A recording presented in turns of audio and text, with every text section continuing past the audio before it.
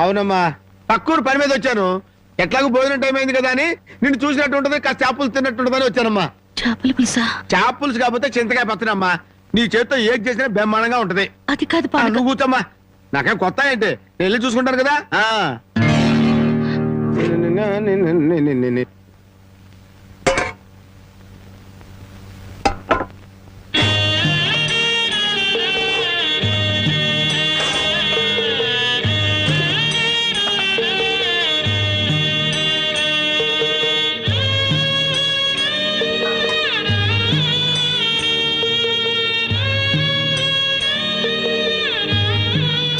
ఏమ్మా, అన్నం వండలేదా? వండటానికి ఏమీ లేదా?